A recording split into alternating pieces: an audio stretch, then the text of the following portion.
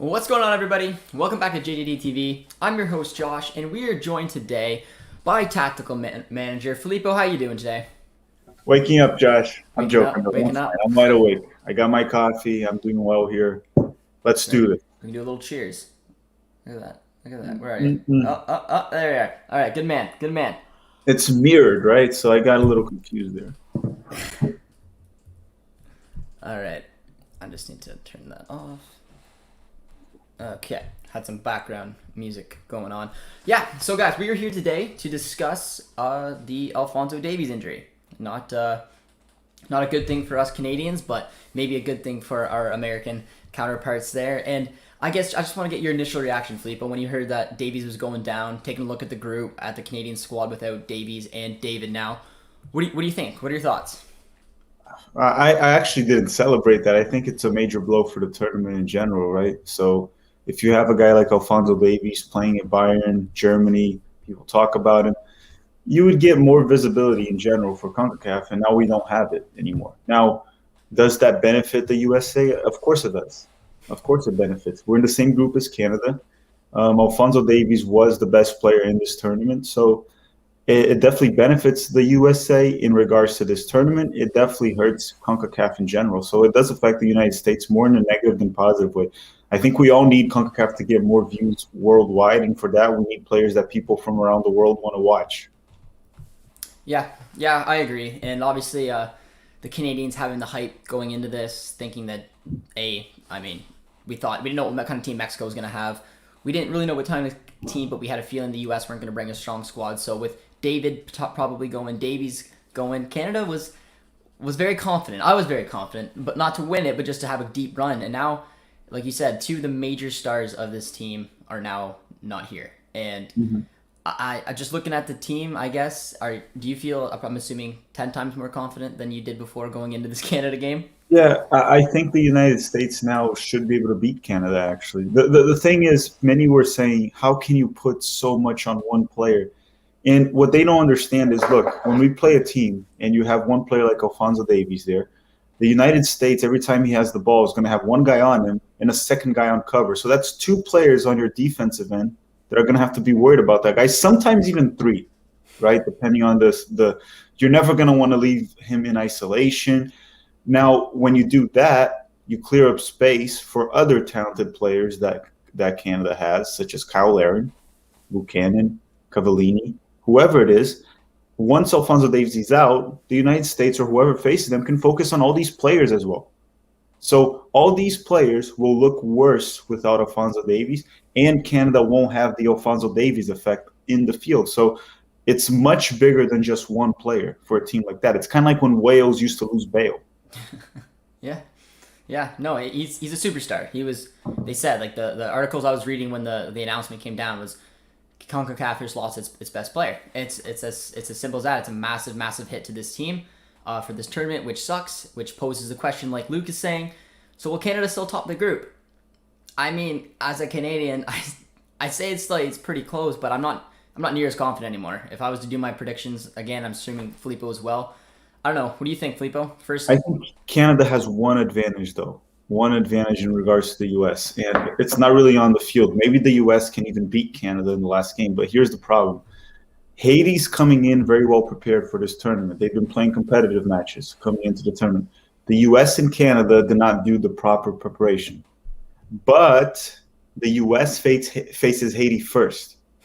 So Canada's going to face Martinique. They can get their stuff going right there in that game, get a win, and go face Haiti in the second match a little more prepared than the U.S. So we could see the U.S. maybe not pull a win against Haiti, maybe lose, maybe draw. So Canada has that advantage. Now, in regards to U.S. and Canada, if you look at both rosters now, Canada has some good MLS players. So does the U.S. at the end of the day. So it's pretty even at this point.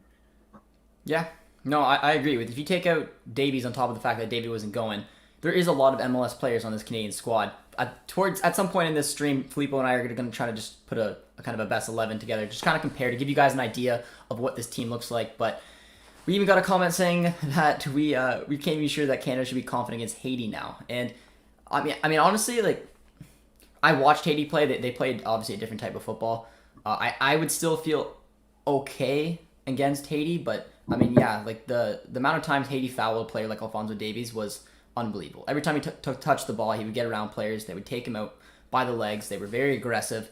So without him, it's going to be a little bit different looking game. I'm still confident a little bit over someone like Haiti, but the tactical manager makes an excellent point going into him. But second in the group should still be safe. I think so. I don't know. What is your percentages, Filippo, that we get an upset and Haiti finds their way to get in the top two? Well, they made it to the semifinals last time, so I wouldn't consider that an upset. So True. I think that the odds are there. Definitely, if I had to bet my money, I would put my money on USA and Canada going through. But it would not be something too crazy if Haiti went by. Haiti made it to the semifinals last time, and Mexico barely beat Haiti. So it's not really an upset if Haiti goes through, because this is not the Canadian team with Alphonso Davies and Jonathan David. This is not the U.S. men's national team with Christian Pulisic, Weston McKennie, Serginho Dest. Yeah. So Haiti could go through. It's not going to be a shocker if that happens. Yep, I agree. And for those guys who are tuning in and don't know, Alphonso Davies picked up an ankle injury. He got called back to Bayern, which is why he's not at the tournament. But yes, we would have enjoyed to be able to play these games with your healthiest and strongest squads. And I mean, as a Canadian, knowing that the U.S. doesn't have their strongest team anyways, I don't know. It's almost just like it's even the playing fields a little bit. You know, like it's. I mean, I would have loved to have the strongest team, but even with Davies and David, I still don't know if the Canadian team would have touched the Mexican squad. So I mean, I'm just hoping that it's some experience, some players like Buchanan, some players like Corbiano get some minutes, get some experience, have a good tournament. I'm sure that's obviously what Filippo's thinking as well, looking at some of the younger players that have been called up for his squad. But I don't know. It's gonna be interesting. I thought we had a chance to win the Gold Cup, and now we're really screwed. Yeah, I mean, I don't know. I didn't know what the chances were until I saw that Mexican squad being released. And tactical manager's been on Twitter stirring up feathers as he usually is. But when it comes to the Mexican squad, but I don't know. Do you want to touch on them a little bit to kind of give an idea of some people watching of how strong their squad really is? Yeah, I mean, the Mexican fans are gonna keep saying this is not our A squad. This is okay. They're somewhat right. There are players missing. So let's say it's their A- squad, because, okay, they keep claiming they're missing Raul Jimenez, but they don't know if they're going to actually get him back the way he was. They're making this assumption. So maybe they won't. Maybe Raul Jimenez won't be the same as before. We don't know. It was a pretty terrible injury that he had. But Lozano's there, which is probably their best player now. Tecatito's there, one of their best players now. Hector Herrera, their best midfielder. Edson Alvarez, also one of their best midfielders, sometimes center back. Yep. Who else is in their team there? Arteaga's not in the left. Gallardo's in the left, if I'm not mistaken, for this tournament. Nestor Araujo's there. Hector Moreno's there. They're all there. I don't know what they're saying. Jonathan Dos Santos there. Even though he's a bench player. I guess they're missing Guardado, but Guardado's also ancient. The guy's old. So they pretty much have their A squad. And then up top, they brought up Funes Mori, which is a striker from Monterrey, and he is Argentine, actually. He's from Argentina, and he played the River Plate, and he's a dual national that will be playing for Mexico now. Pretty good center forward as well. And then they also brought Alan Pulido from Sporting KC. I don't think Henry Martin is there this time. Yep, and I heard there was a lot of rift about the decision to bring Funes Mori. I'm assuming it was to do with the fact that they thought they had, actual Mexican players that could have came in, but I mean their manager's Argentine, so I guess he decided to bring him up. I don't know, but I was listening to a bunch of articles and podcasts about it, and I thought it was interesting. I don't know. I'm curious to have your take, Filippo. Like if you were Mexican, would you be upset of calling a dual national like that and getting him to turn over, considering he's got no Mexican heritage? Yeah, it's a weird topic, right? Because we got pretty much. I know he has no heritage. I was going to say Serginho Dest is also not very American, but his dad, I guess we could put it that way. Yeah. Look, I'm not opposed. If the guy's eligible for having a passport, he has children that are Mexican. He has lived there for 6 years. If he feels like he wants to represent the Mexican national team, and Mexico national team wants him, and he's a quality player, I'm all for it. Unlike L3 fans, because I don't really understand what they mean by heritage, right? What do they mean? Because there's a bunch of dual nationals here that their parents are Mexican, but they were born and raised in the United States. There are they're as American as it gets. They call it soccer, for Christ's sakes. So, and they're going for these dual nationals. They got Efrain Alvarez. This guy's American. Julian Araujo. This guy's American. Have you heard him talk? David Ochoa. They're all American. Yeah. But just because their parents are Mexican, you got to put some. Like, you go to these guys and you ask them. I talked to some of them. I had some of them in my channel. You talk about Liga MX, they don't even watch it. Is that actual Mexican? Like, I'm actually Brazilian and I'm actually American. I don't miss one Brasileirão game from Palmeiras. I know what's going on there. I know the coaches of the teams. These guys don't know what's going on at Liga MX, a lot of them. So I think what Mexico is doing is it's hypocrisy at the end of the day. Like, if Funes Mori wants to play for Mexico and he's eligible to, let him play for Mexico as long as he's good enough. That's all it is. It's fair. And I mean, with CONCACAF, you're going to see a lot of dual nationals come in. I think it's a very interesting topic. Canada definitely has some. I know the U.S. has some. Mexico, whether they believe it or not, has some. Jamaica's got a ton, so they say. But it's they claim. That's fair. But what about the Curacao? The decision, obviously, that they had to withdraw from the tournament. It sucks. There's a lot of hype around this team. I was excited to see them as well. They were probably second favorites, in my opinion, to get out of the group with Mexico. Now they've been replaced by Guatemala. Just wanted to get your thoughts on that as well. And obviously, Dr. Negative said they didn't deserve to go out like this, and I absolutely agree. Yeah, I didn't go through the entire story, but I believe they had at least over 15 players still that were not with any COVID or anything. And they said they could call up players if the federation allowed them, but CONCACAF decided to just take them out right away. I don't know. It's weird times we live, right? It's very weird times we live, so it's hard to make a decision. The pandemic is still going on in certain countries, so I don't know. They definitely didn't deserve to go out this way. This was a team that could even make it to the semifinals. Yeah. This was an interesting team that I was looking forward to watching. Now they just made the Mexican group even easier. I think Mexico should not struggle in that group at all. So yeah, I was quite upset about that too. Yeah. No, it sucks. I mean, because they deserve to be there. They were supposed to be there. They were excited. A lot of hype around them, and then to go out like that in a completely unfair way from a stroke of poor luck, I guess. It sucks. But Wes is here. Wes, how you doing, my man? He says this is their A team. LOL. It is. It is pretty much Mexico. What Mexicans don't understand is this. This is one thing to make clear for L3 fans. If you're missing 2 or 3 starters, it's still your A team. You can't just go missing 2 or 3 starters and say, this is not my A team anymore. That's going to happen. You're going to go into the World Cup or whatever, and you're going to miss a few players for injury, red card. So missing 2 to 3 players is still your A squad. Yep.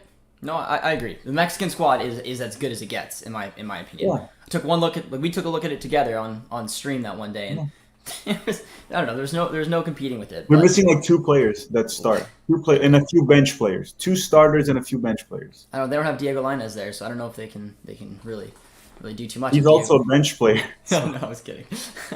But Ken makes a fun point, and I don't know what your thoughts on it. But he said we can't afford to root against Mexico as long as Qatar is still in the tournament. I'm assuming he's referring to the fact that they're an invitee to the tournament, and he wouldn't want to see them going deep.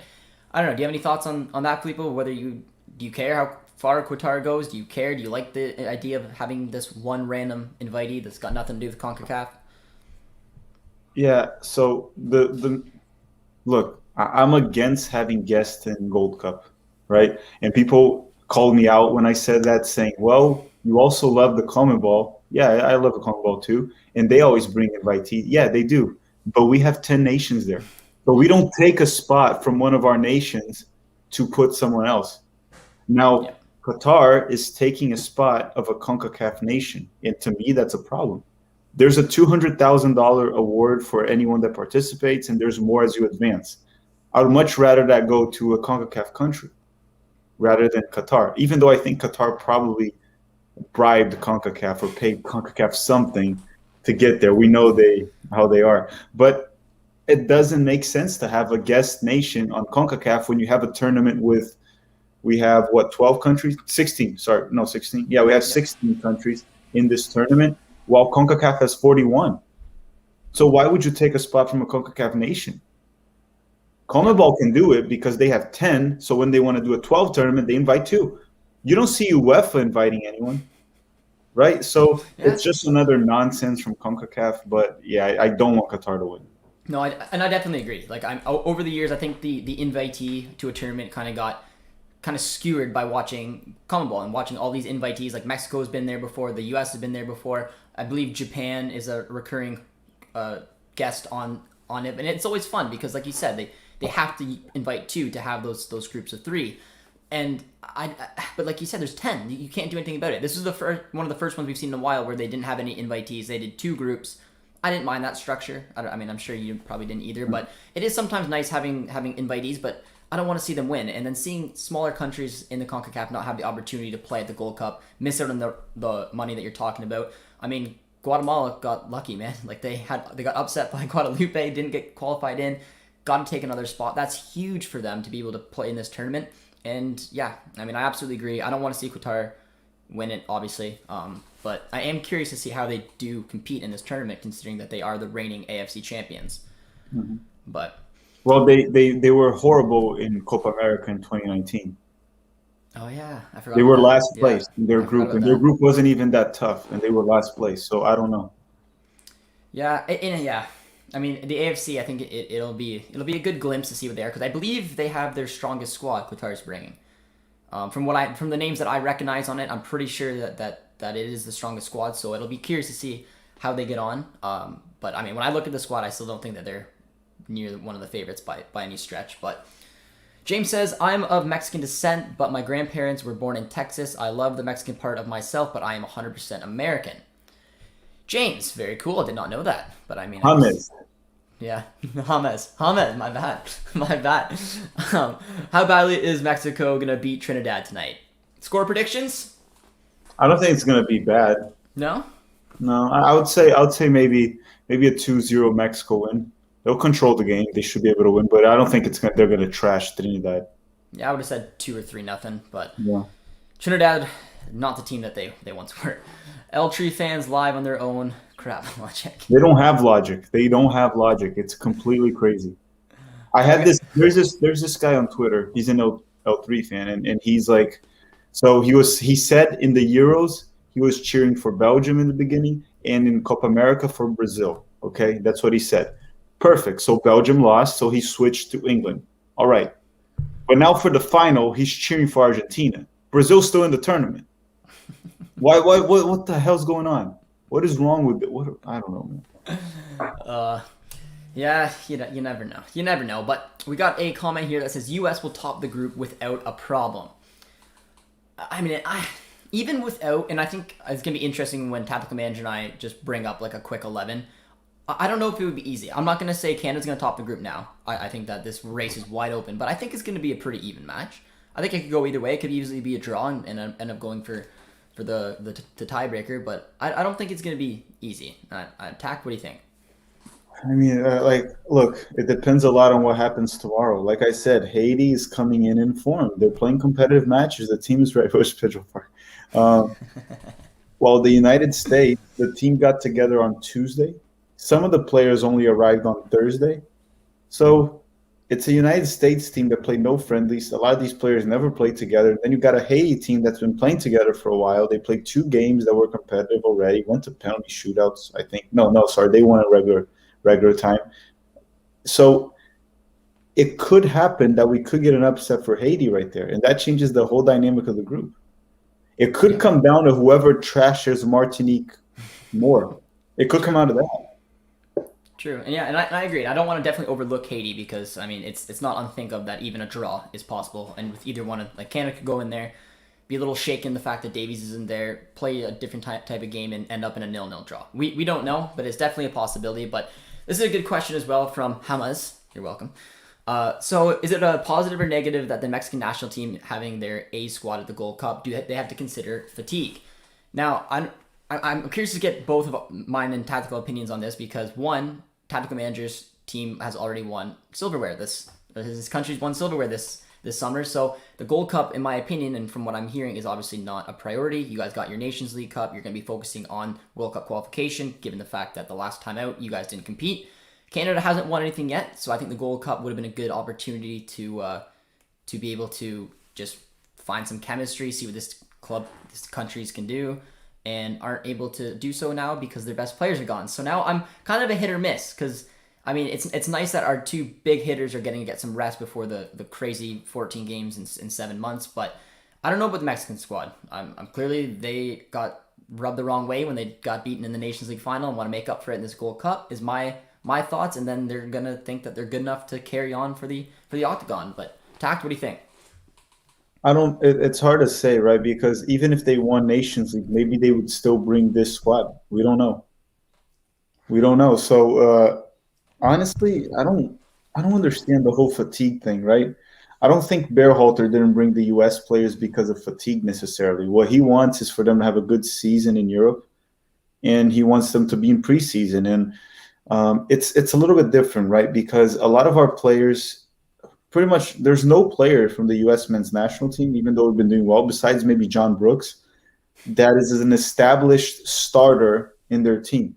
Pulisic needs a preseason. He needs to find his stuff and figure it out in Chelsea and start.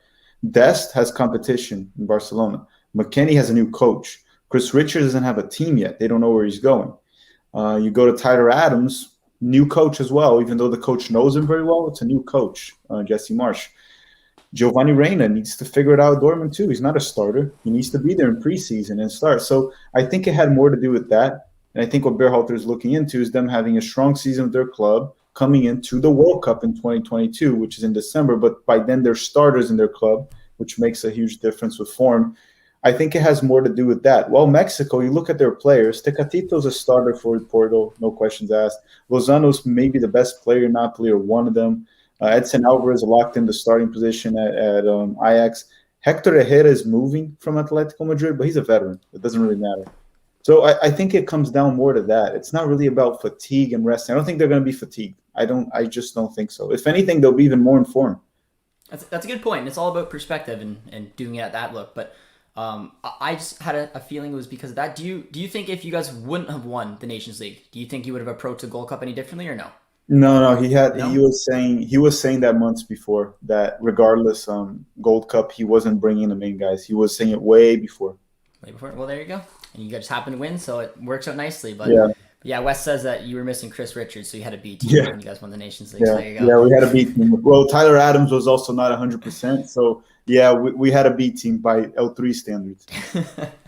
But Brady says that he'd rather see how Canada matches up against Qatar or someone like obviously French Guiana or Bermuda, though I do agree that it's unfair. And it's a fair point. I mean, especially coming from our perspective of Canadians not actually watching the Canadian teams. And the fun fact is, and I'm sure Tactical Manager knows this, I still haven't really seen Canada get pushed, you know? Like every game that they've played for since the massive COVID break has been against an inferior squad. The Haiti was probably supposed to be the toughest / Suriname. Both were pretty much rollovers. But I'm very excited to see how we match up against even the C or B minus US team. Don't you think Haiti was a little tough though? It was. It just the game broke wide open. And well, because the goalkeeper decided to score an own goal. It was 0-0 at the second half. The first game was 1-0. 1-0, it was kind of like an annoying game. And then that goalkeeper did something very stupid, and Haiti had to expose themselves to get the result. And then Canada just rolled over after that. I think Haiti did a good job overall. And it's tough. You're facing a team with Larin, Davies, and Jonathan David in CONCACAF, which is way above the average CONCACAF player. Yeah, no, you're spot on. The first game was an ugly game to watch. It was a tough game. It was a 1-0 game, so it was. But considering that we were the away team in that match, I was happy with a 1-0 victory. I mean, if you go away at a hostile environment like Haiti, where was it played? It was played in Haiti. It was in Haiti. Okay. It was in Haiti. So I mean, I was very happy and satisfied with a 1-0 matchup in that game. Then, like you said, lining up in the second match, it looked sort of 50-50, kind of feeling each other out until the goalie decided to blow it up, and then heads went down. It was a completely different game. So in my opinion, I mean, yes, it was a test in Haiti, but it should always be a test. It's not an easy place to go. But now this is a tournament. This is where it matters. These games have to count. And I don't know. I'm really looking forward to seeing how Canada can do, even without the big guns. But my hopes of winning quickly disappeared. But I'm still hoping for a good outing nonetheless, and hopefully some entertainment when Canada and the U.S. Take each other on tonight. But Wes says it's going to be 6-0 tonight, I think, between, I'm assuming, Mexico and Trinidad. We'll have to see. If a key player at Eltree gets injured, everyone will say it was a huge mistake. It's all about. I won't. No. I won't. No, because you can't. I hate ifs, right? I hate ifs. What if they all went to preseason and two of them got injured in preseason? We don't know. No, I don't know. Yeah, and again, it's all about perspective. You can't have any control over this. I mean, like I said, for someone for Canada who hasn't been able to watch their team at full strength for a long time, I was really looking forward to this Gold Cup. It's a very different feel without our two superstars. I'm sure it's a different feel for Filippo as well, but he had the enjoyment of the Nations League, and he's because of the upset of the World Cup. Yeah, but I am very frustrated. You are frustrated? I am frustrated because the thing with me is I understand what Berhalter's doing. It's understandable. He's thinking of the long term, so I'm not criticizing him for this.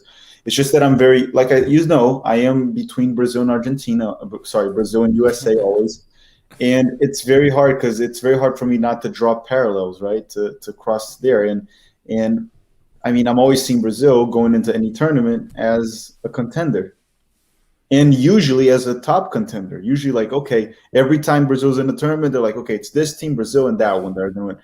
Now this one, it's very weird because this is a weak tournament overall. These are not elite world-class teams, and the U.S. is still not the favorite. Or one of them. Like it's Mexico by a lot, the favorite. So it does bother me a little bit. It's fair. It's fair, guys. And if you're just joining us on the stream, be sure to drop a like. Subscribe if you're new, but we're going to get one more question before we get into our comparison of Canada's best 11 right now without Davies versus the U.S. But Tack did try to touch on it a little bit, but we have a question about it. It just says, how do the Americans feel? So anyone who's in the chat who's American, feel free to put it in the chat. How do you guys feel about Davies being out? We, as Americans, like him, and he will be missed. And Filippo kind of touched on it earlier. I don't know if you want to touch it again just quickly. Yeah, he asked and responded to the question. The same way I said in the beginning too. I think, I like I said, it benefits the U.S. in the tournament. Obviously, I talked about why. We won't get into that. You guys can watch the stream again. But yeah, it hurts the tournament quite a bit because he was the best player. He was the biggest star in the tournament. Yeah, but it's either way. We're gonna have a little more even a match, but. We did get the question anyways from Hamad. It said, can y'all compare the U.S. squad with the Canadian squad without Davies and who has the edge? And I think it's going to be interesting to do this. Filippo, I did make a starting 11 kind of, and I sent you a couple ones, but I made one on my side for a 4-3-3 just to make it very easy. Because I'm assuming is that what you did as well, 4-3-3? Yeah, I didn't even build mine. I'm just going to do it right now because here's the thing. We don't know how Berhalter's going to line up. I'm going to look at the list of players again for the U.S., and I'm going to try, okay, I know, like, some guys I know. I know Matt Turner will start. I know some guys. Yep. I know Reggie Cannon will start. But the lineup I put out might not be what Berhalter does. But I'm assuming Berhalter, the first game at least, it's going to be a 4-3-3 for the first game. And now with John Herdman, because as anyone who knows who watches the Canadian men's national team, we're based around Davies, as we should be. He's our superstar. So to get the best out of him, we've been playing him kind of as a left wing back. So we've been playing in the 3-5-2 formation. So I was going to try to debate that, but we don't have an adequate real left wing back who can take that replacement. So I'm going to build one. We will probably, in my opinion, still play the 3-5-2, and someone like Richie Larea will go over to the left wing back spot. But for the easy of it, just to kind of give you guys a look of what players are going to be matched up against each other, I did build a squad in a 4-3-3, and Filippo and I will be comparing it. And we'll start with the keepers. So, I mean, for the Canadian men's national team, Crépeau will be starting. He's a Vancouver Whitecaps player. He's their starting keeper. Tons of experience. It could be Dane St. Clair, who would be my preferred choice. I do enjoy him a little bit more, but more than likely I know who it's going to be. And yeah, it's a solid MLS starter. So, and yeah, I thought it would be St. Clair. I think I even said that in the stream. I asked you, and you said maybe not. For us, it's Matt Turner. He's going to be the starter. It's his chance to show that maybe he can fight for the number one spot in the U.S. I think Matt Turner is better than both Canadian options, regardless of who they go with. He's one of the best MLS goalkeepers. Some will say he's the best. I still think some goalkeepers like Andre Blake are ahead of him. But yeah, I would definitely say the U.S. right there has a slight advantage over Canada. Yep, and I agree. And it's not like it's like crazy difference. It's not like we have an MLS starter who doesn't get minutes. We have two adequate MLS keepers, but Matt Turner is is better. It's just as simple as that. And then we go on to the right back position, where with us now, and again, this is just me building it. Richie Laryea could be there, but he's not going to be there in this formation. I have Alistair Johnson of Nashville, and we probably know where this one is still going. Alistair Johnson is a very good young right back. I'm a very big fan of him. He can play as an outside right center back, almost like an Azpilicueta role is what he's been doing lately for the Canadian men's national team. But he's a right back. That's where he plays for Nashville. He's a talented young kid. But you guys got a good option at right back for this tournament. Yeah, you guys wouldn't go Buchanan as a right back? We could. But I'm in a 4-3-3. I'm going to save him for a little bit higher up the pitch. For New England, he's been playing in a 4-2-3-1 out on the wings of late. Been doing very good. I think if we played in a 3-4, if we played in the 3-5-2, Alistair Johnson would play at right outside center back. Buchanan would play at right wing back, and then Richie Laryea would play at left wing back if we don't bring anybody up. But for this one right now, I just went with Alistair Johnson. Yeah, we're gonna go Reggie Cannon, which he's proven in MLS. He can play very well for Dallas. He's at Boa Vista in Portugal, and I think the U.S. has an advantage there as well. Again, and just one thing, so people don't get it confused. The strongest part of this U.S. team, from what I've seen in the roster, we'll see when the game starts, is the defense. Yep, so don't be surprised if the U.S. wins most right now in the defense. In Canada, their weakest part is the defense. So don't be surprised if on the defense here, I don't know all the players are going to name, but I have mine here, and we might win almost all of them. Yep, and I'm a big fan of your back line. I said that too once your guys' roster came out. It's a very good looking MLS/Reggie Cannon back line, and I really enjoy it. But going into the middle of the park is where we kind of view away a little bit from the MLS for the Canadian side. The options, one is a lock, and the other two can be debated between Steven Vittoria and Daniel Henry. I went with Steven Vittoria. Again, European experience. He plays in Liga NOS, does very, very well there. He's experienced, 34, good in the air. And I don't know, something about having that European presence on the pitch is just something I prefer. A little over Daniel Henry, even though it could easily be him. And then partnered up with him is Scott Kennedy, who kind of emerged from nowhere. He's 24, plays in the second division in the Bundesliga right now. And he just kind of came out of absolutely nowhere, 24 years old. And he's been killing it for the Canadian men's national team. He can play as a center, in a back four. He can play as a center back, but in my position, his best position is in a back three on the outside left because he's a lefty. So those are our two center backs. So I'm gonna be honest with you, Scott Kennedy. I haven't watched him enough. I don't know. But okay. So you're gonna be the one that'll judge these ones. I'm assuming you're gonna pick my guys based on what I'm seeing here. For the U.S., we're likely going to go with Walker Zimmerman as the right center back, which we know in MLS, not the most technical defender, not really a ball-playing defender, but very physical, very good if we play more of a low block. He's very useful when we do that. The other one's Miles Robinson. I actually like Miles Robinson quite a bit. He's fairly technical. He can play as a ball-playing defender. So I like Miles Robinson, and he'll probably be the one responsible if we want to play out of the back. It's going to have to be him. Matt Turner can't use his feet. Walker Zimmerman's not good with his feet, which is surprisingly because he plays in the field. Yep. But, yeah, Miles Robinson. And we're not in the left back. So those are the two center backs. And I think the U.S. probably has the best duo right there. Yeah, and it's so hard to compare because, on a club level, I've watched your guys' center backs more than mine.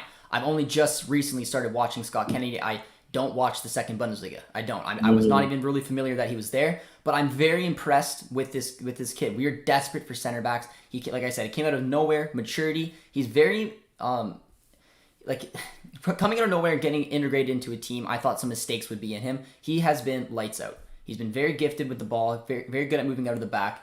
I'm very happy with his performances, and Steven Vittoria is a veteran. He's a rock at the back. He's a good presence. I think it's close, but again, it is very hard to compare. But I would probably go with you guys just from the experience proportion. And if we wanted to split it, it doesn't matter. But they're decent. They're decent. I don't think it's a huge edge either way. But again, it's gonna have to see how Scott Kennedy can continue on because I think he's gonna be the key in the back too because he's got a higher ceiling obviously than Steven Vittoria did. But moving over to the left back, we have Kamal Miller of Montreal.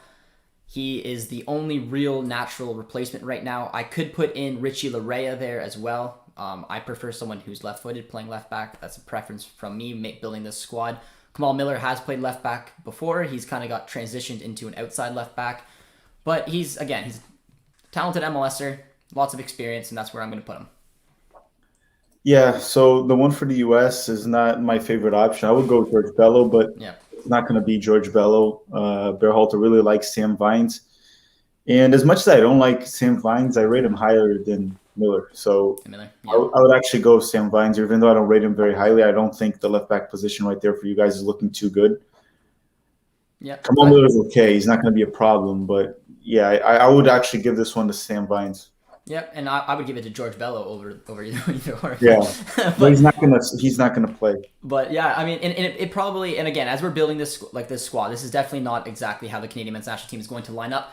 However, it could easily be depending if we bring up someone, because if there's a replacement on the sheet, we could easily call up Christian Gonzalez from Vancouver as well. His background's from Chile. He made that one-time switch over.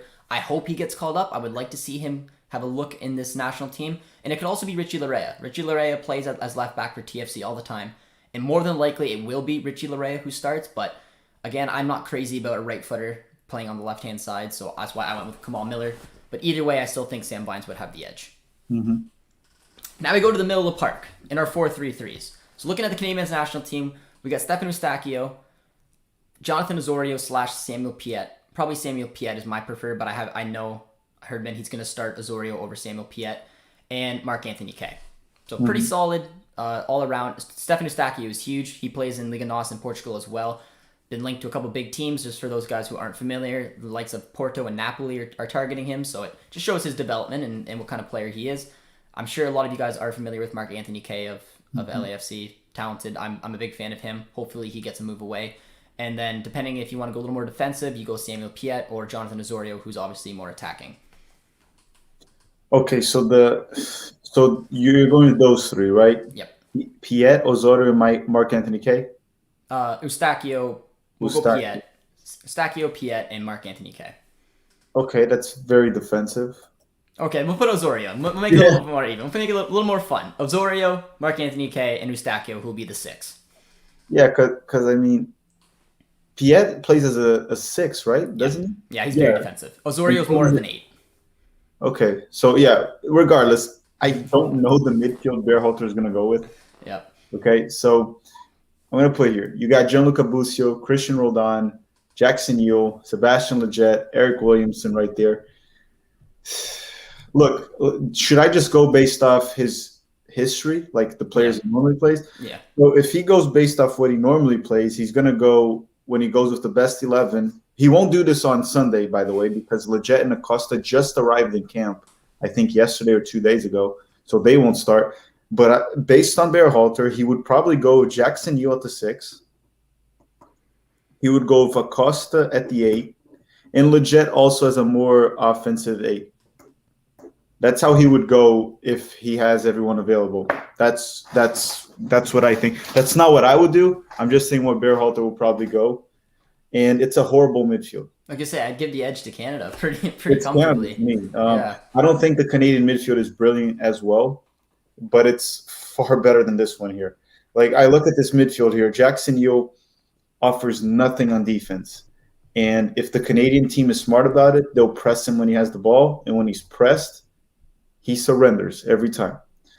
Kellen Acosta, hardworking, runs around, fouls people, but doesn't offer anything else, doesn't do anything. Sebastian Lletget, I don't know, doesn't press, doesn't help on defense, slows down the game too much, doesn't do passes that break the line, not very creative. I don't like this midfield, but this is Berhalter's aim, like midfield for this team. But maybe he could switch Acosta with Roldan, which is not really an improvement.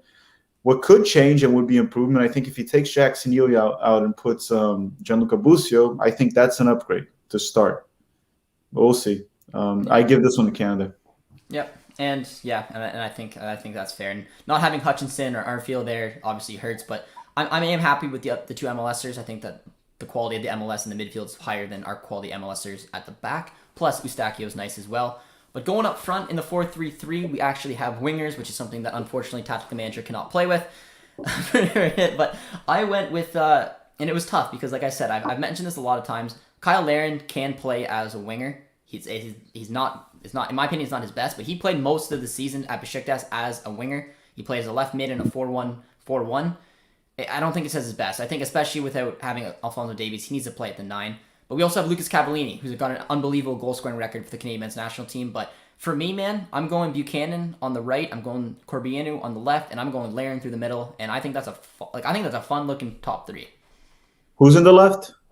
Buchanan's on the right, and Corbianu, who plays for Wolverhampton. Wolves. Okay, yeah.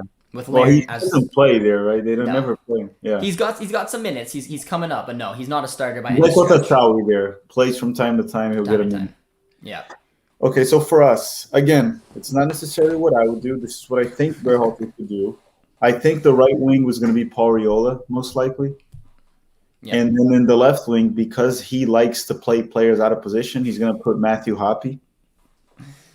Yeah. And then our center forward, the center forward is where I think it's open. I don't know what Berhalter will do. It can be either Daryl DK or it can be Jesse Zardes. I would much rather see DK, younger, more promising, and just seems like a better player already than Zardes. I agree. But they're going to say, hey, you're being biased. But no, I'm not being biased. I know DK has a lot of technical issues, but so does Zardes. DK just seems like a better player than Zardes already, and he's 20 or 21 right now. Zardes is much older. So I don't even know how old he is. So that's what I think Berhalter will do. He's probably going to go Paul Riola on the right. I'm going to say Daryl DK. Just Daryl DK on the middle and then Matthew Hoppe on the left. What we could see change is we could see Paul Riola in the left wing. We have seen him play there for the U.S. in the past. 2019, he was playing there. And on the right wing, maybe he'll put Joe Aquini. Maybe. We'll see this variation here and there. But, yeah, that's how we're going to go. And I'm a big fan of Buchanan, so I put him ahead. Kyle Larin is also ahead, regardless of who we play. Maybe DK one day could be better than Larin. Right now he's not. There's no way to argue that. And I remember Larin from the Orlando days. I did not like Larin very much because he does have some similarities with DK. He's not the most technically gifted center forward, but he's a big guy, very athletic, well-positioned, scores goals. And in regards to your left wing, I think Matthew Hoppe is better. Yeah. But overall, the trio, I would give it to Canada. The overall trio. I agree. And I'm a big fan of Matthew Hoppe. I really am. But I just think it's a shame that you're going to be playing him on the wings. But again, I would like to see Daryl DK get minutes for you guys as well. I'm a fan of Daryl DK as well. And especially if you guys are desperate for a 9, one of those 2 players needs to have a good tournament to No. Zardes cannot have a good look. No. I meant Hoppe or a DK. Oh, okay. I think Hoppe should be your 9. Zardes should not touch this squad anymore. He's here because it's a C squad. But even then, we shouldn't have had him, right? Even then, he shouldn't have been here.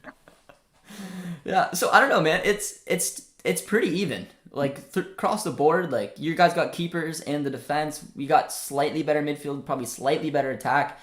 But then it goes to the manager as well, who I think there's question marks about both. Oh, there. So I think count it's going to be both of them. Count on both of them to ruin our lives. It doesn't. No. How typical would it be if we were given a 0-0 game? It sounds about right with the players that are here. Look. If you look at the American, like this American team, solid defense, so they could hold a clean sheet. But it doesn't look like a team that will score a lot out of open play. Yeah. It doesn't look that way. So for set pieces, in the other hand, we do have some interesting players here. Walker Zimmerman can be dangerous on set pieces. Miles Robinson, Daryl DK if he plays there. So this doesn't look like an American team that will score much out of open play. So if Canada can guard the open play and do okay on set pieces, it could be a clean sheet. And I think this defense here could hold off on Canada if Berhalter does his job properly. So it's not too crazy to say a 0-0 draw. Yeah, literally. No, I think it's a very, very even team, and I think it's gonna be interesting. So, I guess quickly, Tact, after doing a little analysis here, who do you think is gonna top? Who do you think is gonna be the top of Group B? I'm gonna go with the U.S. You're gonna go with the U.S. I'll go with Canada. I'll go with Canada. Why not? We'll make it fun. But I'm gonna go. But look, there's a little star right there. The U.S. needs to beat Haiti tomorrow, because I think what's gonna happen is Canada's going to get this first game against Martinique, which to me is almost like it's not a friendly, it's worse than, but it's almost like a friendly. They're going to get prepared for it and everything. And they're going to go to Haiti much more prepared. And then I think Canada should be able to beat Haiti. The U.S. have question marks against Haiti. So I think the U.S. and Canada, when they face each other, both squads will be ready. But right now, they're not ready. Fair. It's a good point. The scheduling gives Canada a better way to work their way into the tournament, where the U.S. have got to hit the ground running. But we'll get into some questions here, because obviously that question from James was a good one. So we have two questions here. 11, how you doing? Who are your surprise team in the Gold Cup? And the Virtual World Tour, go to BBB's website. There's definitely a link or something to get on there. It could also be regional. It could depend on where you are watching from. But go to their website. You should be able to find it there. And as for my surprise team in the tournament, they actually are not going to be here anymore because of COVID. But if I'm picking someone who's going to be a surprise, I'm going to maybe go with Qatar. Why not? I don't know. I don't know what to expect for them. See what kind of damage they can do. I think it'll be a good test for a lot of the CONCACAF teams. So I'll go with Qatar. Filippo? So I was going to go with Curacao too. I did my prediction. I had Curacao making to the semifinals, which is a surprise. But I'm not going to go the same as you. I'm not going to go with Qatar. I'm trying to think here. As much as it might not be a surprise, I think Jamaica could be a surprise. And by surprise, I mean Jamaica can actually win it. So I'm going to go with Jamaica. I think Jamaica can be a surprise. This is a good team. This is a good Jamaican team. Honestly, they're looking a lot better than the U.S. They're looking a lot better than Canada now. There's only Mexico ahead of them. And depending on the day, Leon Bailey in a good day, defense looking good, D. Cordova-Reed creating. Could be Mexico. This is a tough team. So I'm going to say Jamaica could be a surprise. Yeah, and Jamaica's always done relatively well in the Gold Cup in previous years. They have a strong team. I have a lot of question marks around their midfield. I think they have a decent back four. Andre Blake, as we talked about, they got some creativity up front. It's that midfield. That midfield battle, I think, against a team like Mexico will be exploited. But they have USL players there, right? Yeah, there's I don't know, man. The list that we looked at, there was a hole in that midfield, and I'm curious to see how they can fill it. But JJD, are you half Southern and Canadian? I'm not half Southern. I said y'all because that's what James said. So, Jonathan's here says, do you think losing Davies for the tournament and possibly lower performance will affect the team, means Canada has a lower chance of attracting Tomori? I don't. I don't think that has any effect. I think Tomori is going to know. I think the only way Tomori is going to come over to Canada is if he knows his England future is done and dusted. I think he's going to have a good idea of being over for the next year and a bit because he's not eligible to switch and play his first game until November 2022 anyways. So if England don't even look at him for World Cup qualifiers, I think then there's a chance. If England see what he's doing in Milan, which I think England will overlook him, and England calls him up, I think Tomori will stick with England. I don't know if Tak wants to go in that at all, but I agree. If he doesn't see himself with much of a future with England, he knows also Canada is already in the 2026 World Cup. That's a very charming argument that Canada can bring up to any dual nationals they want. That's a very charming argument. It's like, look, you don't know if you're going to be in your national team, but if you join us, you're likely going to be a lock-in starter. And we will guarantee you at least one World Cup throughout your career. I mean, maybe 2030 as well, but 2026, you're in it. Yeah. And even 2022 is a possibility, but 2026, you're in it. As long as you're healthy, you're playing. So it's a very charming argument that can convince a lot of players.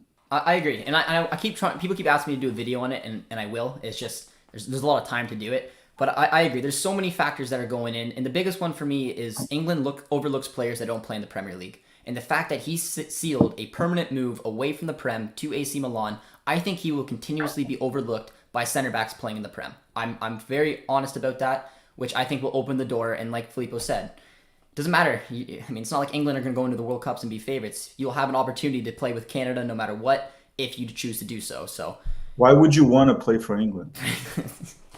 No, honestly, they won one World Cup. They made one World Cup final in their history, 1966, if I'm not mistaken. That was it. I don't think they ever made it again. And the 1966 World Cup was rigged. It was rigged. It's a fact. So why do people think England is this Brazil-like team, Italy, Germany, these teams that have 4 or 5 World Cups, a bunch of final appearances? England's not that big. They're just extremely hyped and very well designed by the media. That's all it is. So it's not coming home tomorrow? I don't think it is. No, I don't think so either. I think Italy's a better team. The thing is, the only thing that worries me is what I just said about 1966. They robbed Denmark, and this is something that English fans fail to see. So their whole argument with me was this. Oh, England dominated the game. It wasn't robbed. It's like, look. The fact that it was robbed or not has nothing to do with who dominated the game. I know England dominated the game. I know England deserved, even though there's no such thing as deserved. Whoever scores more goals deserves to win. It's not who holds more possession. It's not who hits more shots on goal. That's not what it deserves mean. Deserves, and the game was 1-1 at the time. There were 2 balls in the field. It wasn't a PK also, and they gave a PK. There was a laser being pointed at Schmeichel's face. Schmeichel, right? Yeah. And there we go, 2-1 England. Now, could have England maybe scored later? Yeah, maybe they could have. Maybe it could have gone to penalty kicks and they would have still won it. Who knows? But that's not what happened. So they need to stop it. Second thing, England did not face one elite team in this tournament. And people can talk all they want about Germany. This German team a couple months ago lost 6-1 to Spain. Yep. This German team got knocked out in the group stage in the World Cup in an easy group against a Mexican team that Brazil played in the round of 16, 2-0, easy win, didn't push it. And Brazil lost right after. So it wasn't like Brazil was the best team of the tournament. Yep.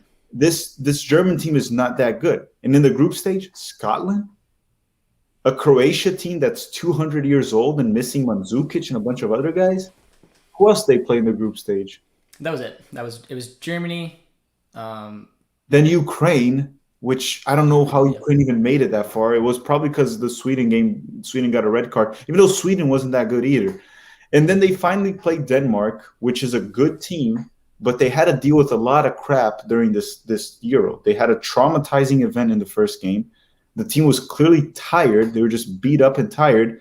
And it's not a tier 1 team. It's just a good team. They didn't have to face Belgium, Portugal, France. Even the Swiss team, honestly, is better than all the teams in that bracket. So they need to understand that it seemed like 2018 all over again. They designed it for England to make it to the final, and then England found a way to lose to Croatia. This time they beat Denmark. But eventually, to win a trophy, you have to play an elite team in form. And Italy is an elite team in form. So I don't think they're going to win. But there's the VAR. Yeah, and I agree. Yeah, and the biggest thing that got me about that goal was the second ball on the field.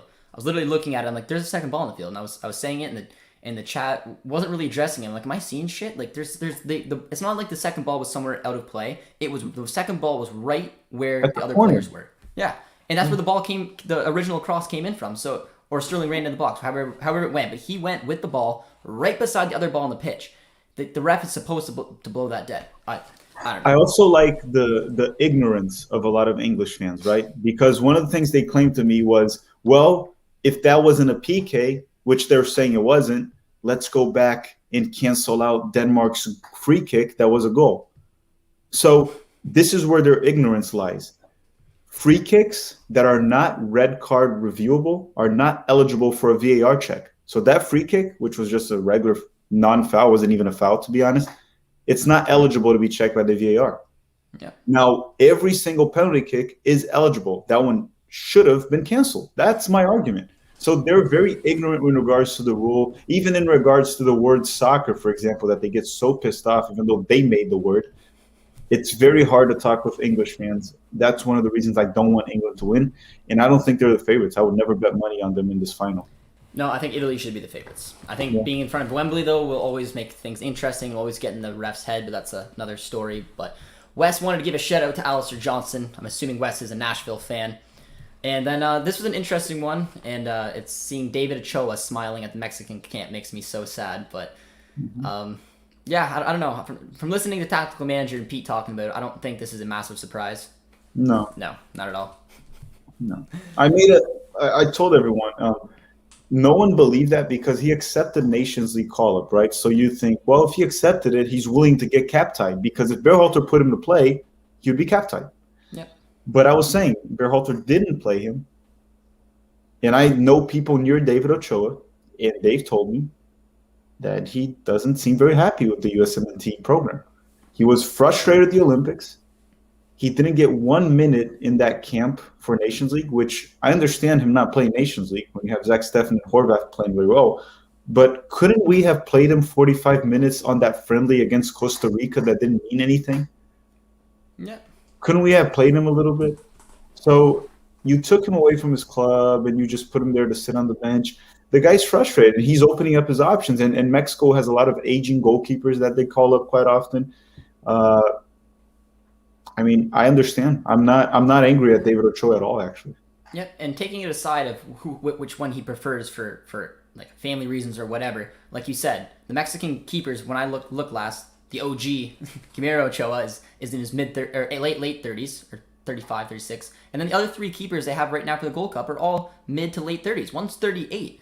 So Talavera's 38. Yeah, so if you're 20 years old and you're a talented young keeper and you're looking at an aging Mexican side with their keepers going out, and then you're looking over the States, who all three of their main keepers are what, mid-20s, right in their prime? Yeah, they're around 27, 26. They got a long career ahead of them. Then yeah, if you don't want to desperately play for the U.S. and you have, I guess, relations to both Mexico and U.S., you go where you think you'll play. So I don't blame that at all. And I mean, I don't know if he'd ever be better enough to get in front of Zach Steffen or Ethan Horvath. Anyways, he might, but here's the thing: he also has a chance of maybe being a starter for Mexico in a nearer future, right? In 2 or 3 years, while maybe in the U.S. he'll have to wait for Steffen to start 8. I don't know. I think the thing is the USSF, the way the program is ran, there's a lot of politics. There's a lot of issues there. We've seen it when they allowed Leggett and Acosta to play another MLS game before Gold Cup on Wednesday. Yeah.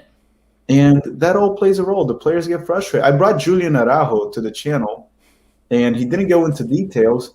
But when I asked him about the USMNT, L3, and the Olympic qualifying, he couldn't make it more clear of his frustration with the program.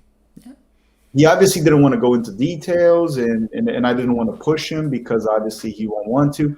But it was quite obvious. If anyone goes to that interview, and I put timestamps, you can skip to when he talks about USMNT L3 and Olympic qualifying. It's quite obvious. Yeah, and he's another one that more than likely will. He declined a call for gold. Yeah, so I mean, not a bad. 19 years old, not a bad. And same as David Ochoa, 20 years old. Those are two good young players that Mexico is going to snap up there. But yeah, that is very interesting. King Leafs here and says, do you think that Akinola will receive minutes, or do you think he'll be overshadowed by Kyle Larin? I think that depends on the formation. If John Herdman goes with a 4-3-3, he'll be overshadowed because we'll have wingers, which will be Buchanan, Hoylett. It won't be Akinola. If we play in what I think we probably will, which would be a 3-5-2, it's Cavallini, it's Larin, and it's Akinola. So if Akinola can get ahead of Cavallini, then yeah, he'll see minutes. But if we change up the shape at all, or if Cavallini, which he probably is preferred, then I think Akinola will more than likely be used in a minor role. Be disappointed if Vittoria didn't come in, which I would be too. Again, European experience along with Scott Kennedy I think would be a good duo at the back. Dan says he's happy with Zimmerman. Good in the air, and Miles can cover with speed. Zimmerman is only good at low blocks. If we don't bunker in the back, he's a problem. What does Tactical think about the Bundesliga? Better than Serie A? Probably better just based off the results of the teams in Champions League the past few seasons. But I think the Serie A is getting more balanced and it's growing, actually. It seems like – so it's very funny how soccer goes through phases, right? In the 2000s, the 2000 to 2010, we had a very strong Premier League, a very strong Serie A, and La Liga and Bundesliga would show up from time to time doing well in Champions League, but it wasn't very consistent. Towards the end of that decade, we started to see Barcelona rise, that Barcelona from Pep Guardiola towards the end, and we started to see the Premier League decline a little bit.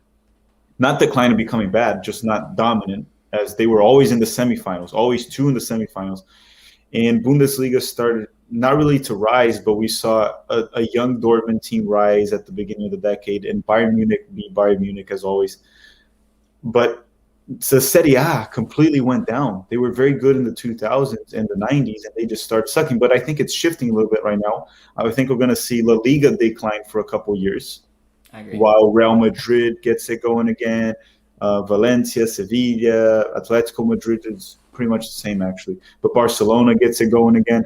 And the Serie A seems to be rising again. You don't see Juve dominate anymore. You see AC Milan coming back to the good days. You see Inter Milan being good again, Atalanta being good. So I think we're going to see a good decade for the Italian teams. Bundesliga and Premier League will be there, and I think Spain will be the one that will be a lot worse, at least for the next 5 years or so. I absolutely agree. I don't think they realize what losing Ronaldo really did to that league in terms of viewership. And also touching on the Italian game, I find the play style in general of Serie A is improving, and it's actually a little more enjoyable to watch than because they were notoriously known for boring football, defensive football. But I don't see it anymore. And there were stats all this season, record-breaking stats of the amount of goals scored and just the way that you can see the league in itself changing.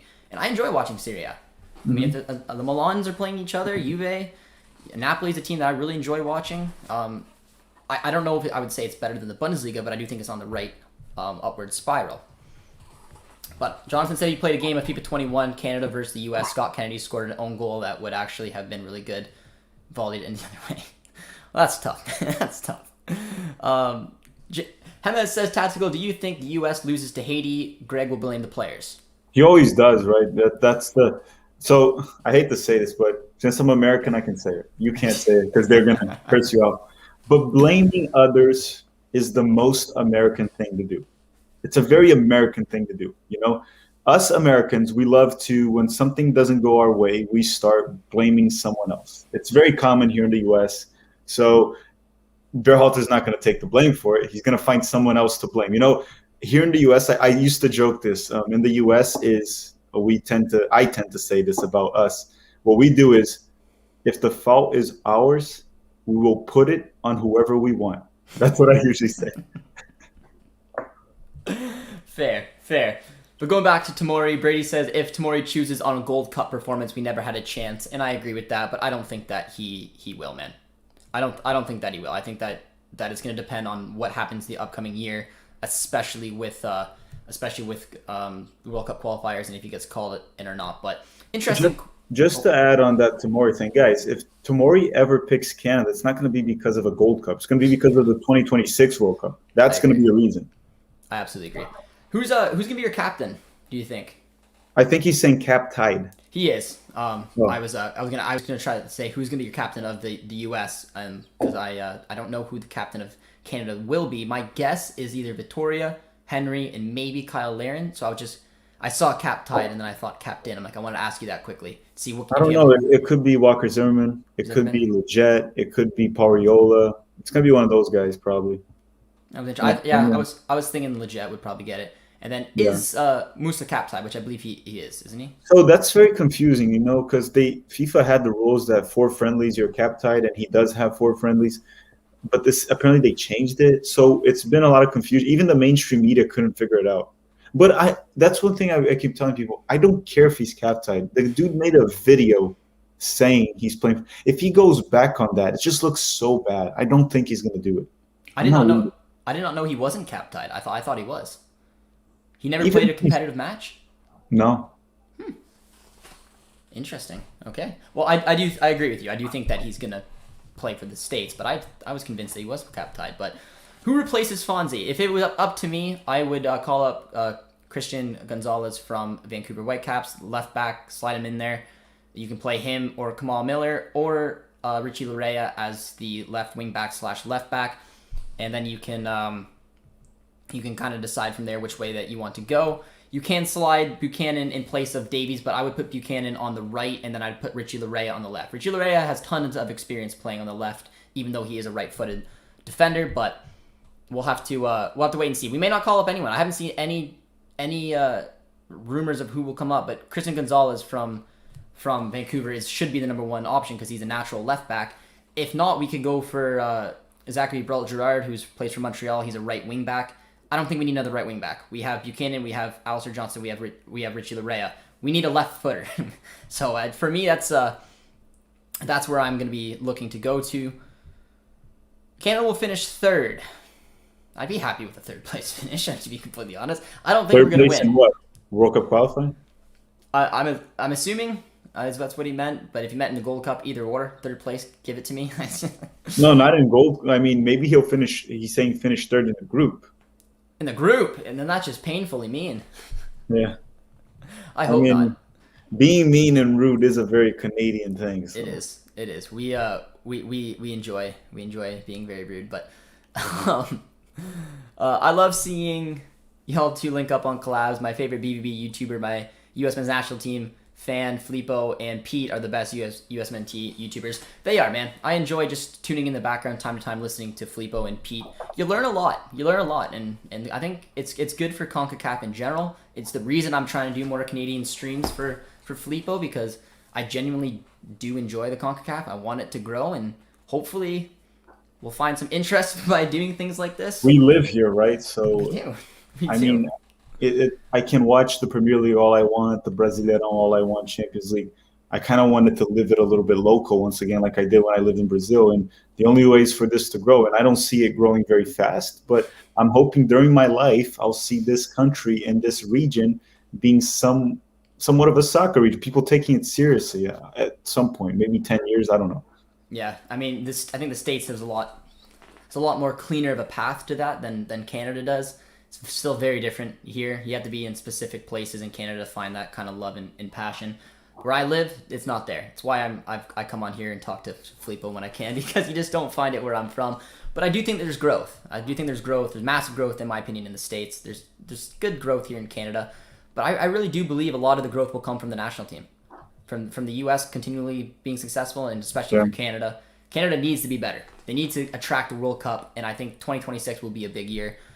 But we also had a point on Tomori saying that he's eligible for Nigeria, who continuously make the World Cup. They do, but Nigeria has slipped out of the World Cup. Same as Cameroon. A lot of those African countries have slipped up over the years. So Tomori going to Nigeria is not a guarantee, where, like Felipe was talking about earlier, you commit to Canada, there's a guarantee. You will play in a World Cup in 2026, which is here.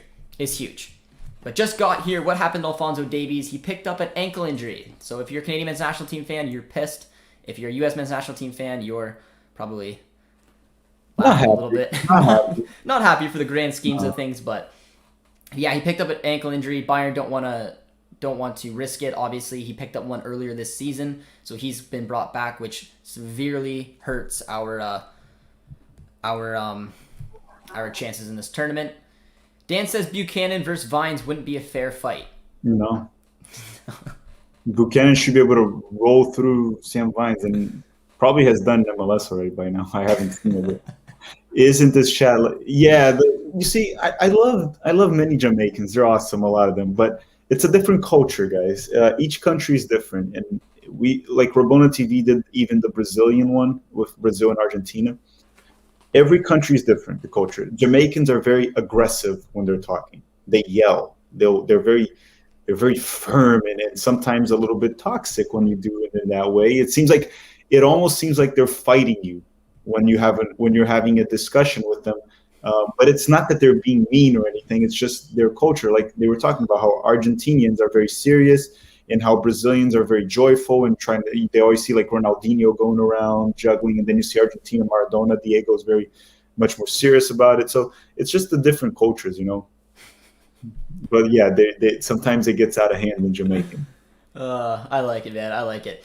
This is a cool question, because I mean, I'll give my opinion on it. Do you think pundits like Lalas or Twillman are know about your channels or even watch? I doubt they know about mine, but I'm positive at least Twillman knows about Tactical Managers. There's indications they do know about Tactical Manager TV. I'll give you guys a couple reasons right away, and you guys can tell me if I'm just dreaming or BSing. So Taylor Twellman blocked me on Twitter once, Tactical Manager.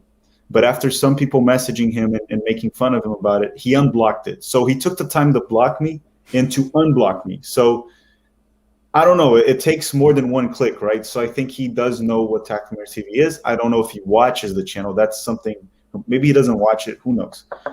And I did make a whole video about him too once. So, and I actually don't have issues with Taylor Twellman. I just think he reacts after something happens. His commentaries on the game are actually not bad. So Alexi Lalas, he does live streams from time to time on Instagram, and he gets like 10 people. Like that's nothing. Wow. 10 people. We have more people here right now on this random thing. And I've went in a few times and I message, and he responds to every comment because there's like one comment per hour in the chat. He never responds to anything. Even when I ask a serious question, I'm not even trolling. I'm just asking him, Alexi, what did you think of the Nations League performance? He doesn't respond. He doesn't acknowledge my existence. And we can talk about Grant Wall, for example. Grant Wall is a pretty big account. Yeah. He took the time to argue with me on Twitter for 30 to 40 minutes, exchanged like 20 messages there. So I think they do know. I don't know if they watch it. Maybe they watch it from time to time or follow with it, but they definitely know, these guys. Yeah, I have a strong feeling, man. I mean, it's curious. It's curious. You see an account. I mean, Filippo's growing rapidly. So I'm positive that they've at least went over to your channel, saw that you got what you're doing. I don't know how much they've listened to you, like you said, but they're aware. They're aware. But we got a nice question about the venues in Canada, as you guys probably are familiar with the World Cup. Montreal pulled out, which sucks. Mm-hmm. I don't know exactly where the venues are going to be held. Toronto for sure. BMO Field will be used. That is the for sure. I don't know what other options that there will be, if they'll go out to Alberta, somewhere around there, if they may use Hamilton, where the Ticats play. How many do you need? Pardon? How many do you need for Canada? I have a feeling from what I've read, and I honestly don't know the 100% answer, but I have a feeling that Toronto is probably enough. We need to be able to host a certain amount of games, I believe, and I think we can do that with Toronto alone. They are looking at other spots, like I said. I can't remember. It was in Alberta, so it might have been Edmonton's or Calgary's stadium up there, or like these are CFL stadiums. The Hamilton Ticats is where Forge FC plays. There's rumors about that, whether they might utilize that one. I don't know, but I hope they can utilize as many as possible. I don't know the answer yet. I think it's too early to tell, which is a shame, because if you have a World Cup, man, jump at it. Any opportunity you can. Mm-hmm. And it just, I don't know, kind of frustrating from this perspective. If anyone in the chat knows, feel free, because I definitely don't 100% know where this is going to go. Is Toronto, Vancouver, Montreal the end of Canada's MLS market? Do you see expansion? I absolutely don't see an expansion into the MLS, especially with the Canadian Premier League coming up. I also, just for everyone who asked me this question, this is a common one. I don't ever believe Vancouver, Montreal, or Toronto will join the CPL. There is too much money in the MLS. It would financially screw them. There's no way around it. They will stay in the MLS. I just don't see another Canadian team going there, and I see on the side project of the CPL continuously growing under the radar.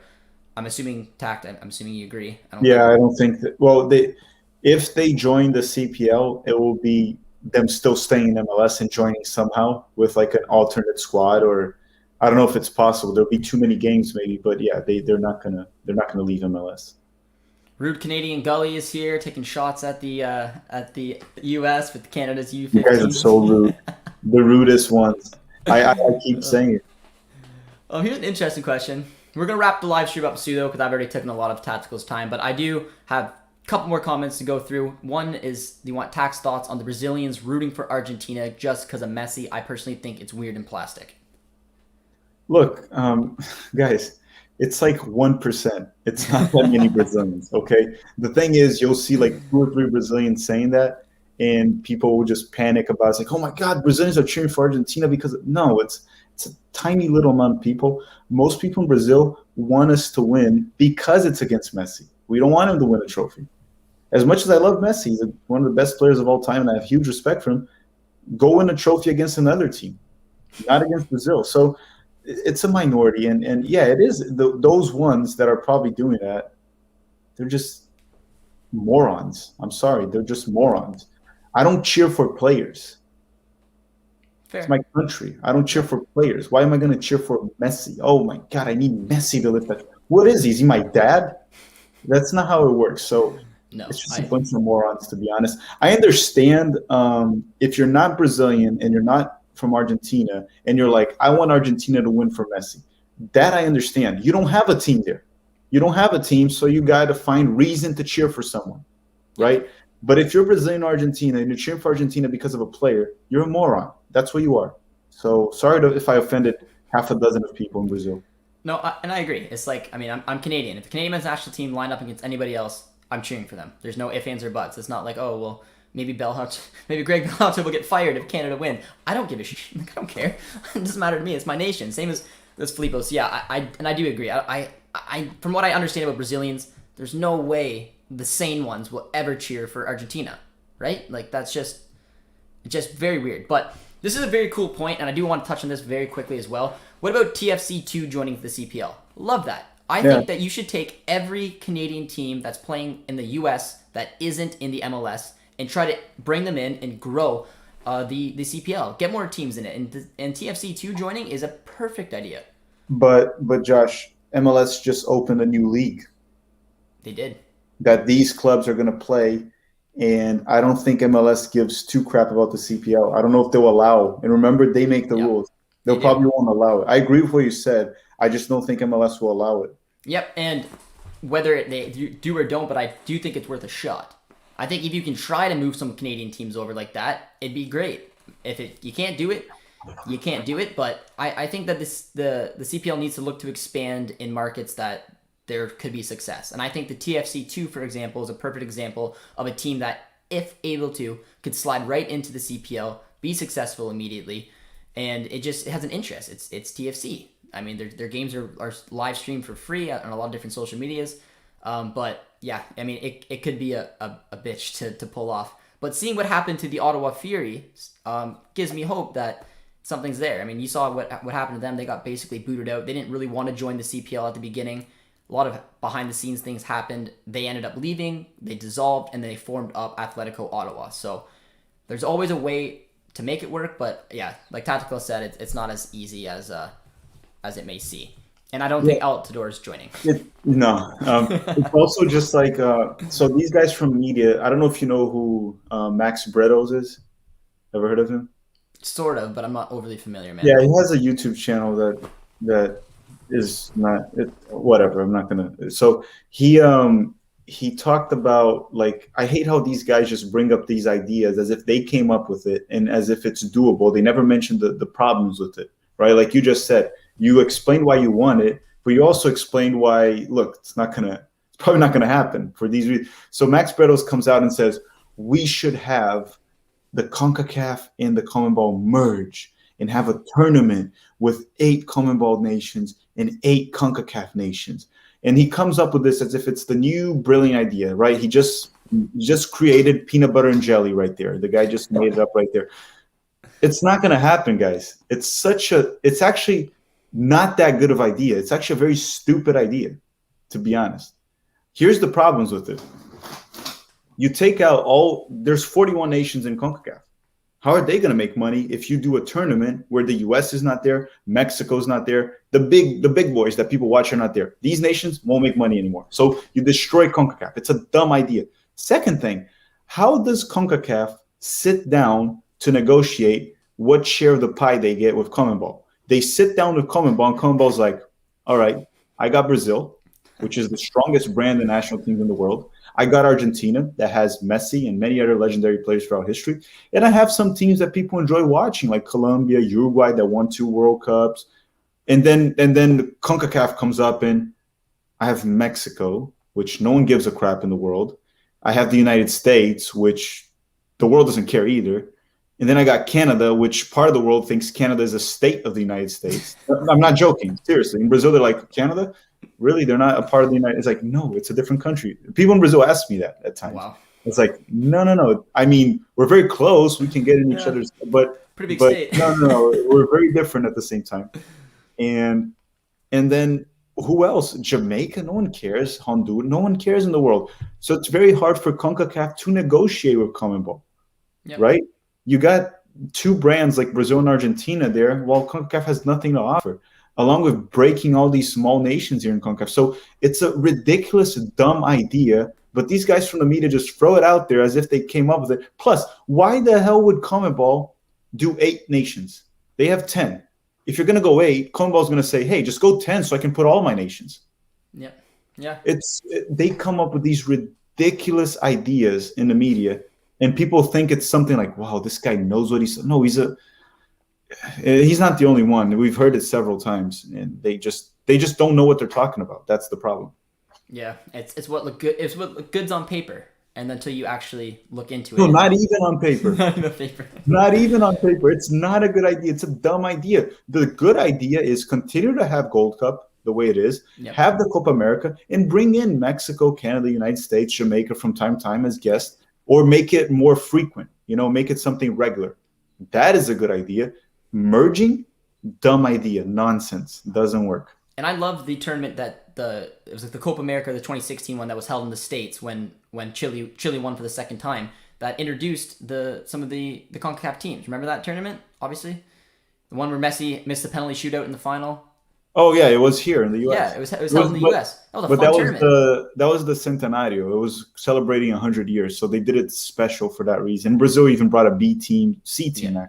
Yeah, that was a poor Brazilian team, but that was still a fun tournament to watch, considering that it was hosted. So look at that. Let me just add one thing here that before we change that topic. Dan W is saying yes, but the U.S. has a lot of Brazilians and Argentinians, so it's money for their federations. But Dan W, how many Brazilians and Argentinians are in the United States? I don't know. We can look it up. If I say 10 million, that's already too many. I don't think there's that much. There's 10 million. Okay, let's say there's 10 million, which is a lot. Well, in Brazil, there's 200 and something million Brazilians. And in Argentina, there's a lot more. And don't forget, Brazil and Argentina, if you put that game out there like we're going to have today, the world wants to watch that game. That is the problem. And these two teams belong to CONMEBOL. So CONMEBOL uses that as leverage. So when they negotiate a deal, CONCACAF's like, hey, let's split it 50-50. CONMEBOL is going to say, no, sir. Let's split it 70-30 or something like that. It doesn't work for CONCACAF anymore. So that's my point. It's a lot to go in the behind the scenes on one of these things. Yeah. But I mean, yeah, I totally agree with Tactical Manager. I would hate to see the Gold Cup get screwed over because it hurts a lot of nations. But I would like to see a tournament coming from time to time that could include both, because I think it would be good for both. I would love to see Canada go up against an Argentina, a Colombia, a Brazil would be sweet. I mean, we're not going to win, but it's huge exposure, and I think it does nothing good but help CONCACAF. But then, like Filippo used to say, well, what does it do for CONMEBOL? So, yeah, I get Dan W. I didn't mean to be rude like the Canadians. I know he's saying now, yes, but you'll always keep them plus add money. But the problem, Dan, is that CONMEBOL so the overall revenue of the tournament goes up. Yes, that's a fact. If you add all these countries, the revenue will go up. But the problem is now CONCACAF and CONMEBOL are splitting that revenue. So will it double? And how is that split going to happen? So that is the question. It doesn't benefit CONMEBOL. That is what I'm trying to say by adding American, Argentinians, and Brazilians. Wes has got an interesting comment here, Tactical. I'm sure you could speak to it more than I could. The Centenario was by far the most profitable Copa America. So I would like for the Copa to have 6 guests from CONCACAF and fill in a 16-team tournament. Yes. I don't know the numbers. So if he's saying that, it might be true. I don't know if it's the most profitable, but let's just take his word for it. I'm okay with that. Having a Copa America. So the Gold Cup continues to happen in a different year. And we have a Copa America with all the CONMEBOL nations, which is easier to negotiate, and guest CONCACAF nations. Instead of doing one tournament, like Max Bredos was saying, 8 CONMEBOL, 8 CONCACAF. That I can go with. Even though I think 6 guest nations is a little bit too much.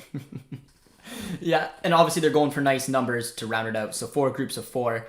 But it doesn't have to all be from the CONCACAF, but it gives, because not say for Canada, US, Mexico, maybe they don't want to go one year, and that's fine. Then maybe you bring in a Qatar or a Australia loves to come to these tournaments. Exactly. I'm not against that because it makes a nice even 16-team tournament.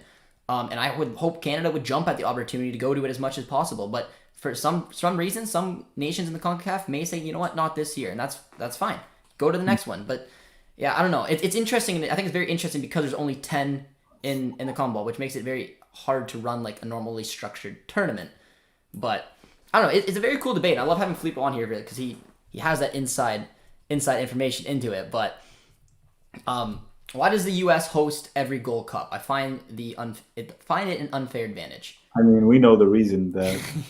Well, the thing is, no offense to any country in CONCACAF, but there's only 2 countries in CONCACAF that can truly host the Gold Cup on their own with the infrastructure, size, and it's the U.S. and Mexico. Even Canada, because they don't have that many stadiums, I would say. Well, actually, they have a lot of stadiums. I wouldn't say Canada has as many big stadiums, right? 30,000 or more people. They would struggle as well. They would have to spend money. Now, Panama can't host on their own. Jamaica can't host on their own. So that's the reason. It's going to be U.S. and Mexico are the ones that have the infrastructure and size to do it on their own. Yeah, and you're seeing this right now with Canada. They can't even find hosts for the World Cup. Yeah, Let see? alone let alone being able to host an entire Gold Cup on their own. Canada will never be a singular host. They will have to maybe be a joint host of a Gold Cup in the future. So Kyle, yeah, like Tactical said, if one's gonna do it by themselves, it pretty much has to be Mexico or the U.S. Otherwise, you'll see some joint. Like I said, if Canada's ever gonna do it, it's gonna be joint with the U.S. And they're gonna play out probably BMO, and that's about it. But guys, I think we're going to wrap up the stream today because I'm assuming Tactical's got things to do. He's a very busy man. But there's been a bunch of questions, and these will be the last two we answer for today. And they were just predictions. So Tactical, there's two massive games coming up today and tomorrow. So who you got? Argentina, Brazil. Come on. Brazil. And then Italy, England, which again is probably just as stupid of a question for you. Yeah, I'm going for Italy too. I'm not even going to explain the picks. I'm going to do a live stream for Brazil and Argentina later, so I can explain it there because I'll have more time. But I'm going with Brazil to win. I'm going with Italy winning tomorrow. Yeah, and again, I'm a neutral, so I'm someone who can pick Argentina for my pick for Messi. But again, looking again as a neutral, it's like, well, yes, Messi could finally win something. But I don't know. I don't even know what the fallout of Brazil would be to lose on home soil to Argentina in a final. I feel like it would be, frankly, a shit show, no? Or depends. The thing is, there has never been so little pressure on Neymar. I don't think people are caring as much as they should for Copa America. So that is one of the main reasons I think Brazil will win. The Brazilian team is better on paper, has been playing better as well. And, I mean, the key matchup to this is Casemiro on Messi. And I think Casemiro knows Messi fairly well. So that's why I think Brazil is going to actually – it's not going to be easy. It's never easy. Even though in the Copa America in 2019 we did beat Argentina with some ease. It was somewhat of an easy 2-0 win. But I don't see Brazil losing this game. I don't think it'll happen. And if you're going for my prediction, I'm going to pick Brazil. I agree. But as a neutral, I wouldn't mind seeing Argentina win for Messi, but I don't want to say that too loudly in front of Filippo, you know. And then I think you're Italy, very rude. I think Italy will win, and I hope they win. I don't know if I can handle social media. I had a couple people saying, Josh, I don't understand why you don't like England. It's not that I don't like England. I like a lot of their players. I'm a huge fan of Jude Bellingham and Jadon Sancho. I've been to England. I've enjoyed my time at England. I just can't stand the social media fallout, and that is why, as a neutral, I'd rather Italy win, so sue me. It's what it is. So, but yeah, that's gonna be it for today. Wes does have an interesting point, and this is the last one. Last question. It says Canada could host. You only need big stadiums for the U.S., Mexico, and the home of Canadian team. They hosted a Women's World Cup. They could, but I just don't know if the appetite's there. And another big thing is for Canada to pull off having all the stadiums to host a Gold Cup, they'd have to use a lot of CFL stadiums. Hamilton, for example, could be one. It's a lot. It's a lot into it, and I don't know if Canada for a Gold Cup would be interested in putting it together when they could just co-host. That's my opinion. I could be wrong. I'm definitely not an expert on that, but that's my knowledge. Why I don't think you'll see it for a Gold Cup specifically. I think that we'll just always rely on the U.S. And I don't know if Tactical wants to put one more input on that, but Women's World Cup's different. I don't know enough about Canada to comment on it. It's whatever you guys say and go with your word. But based on your argument of they're struggling to get stadiums as a co-host for the World Cup. Yeah. So I couldn't imagine. And remember, guys, the Women's World Cup, for certain phases of the tournament, they do use small stadiums for certain phases of the tournament. And then as the tournament goes to playoffs, then, yeah, FIFA does put requirements of having certain standards of a size, especially towards the final because it fills up. But they have lower attendance. That's the main reason.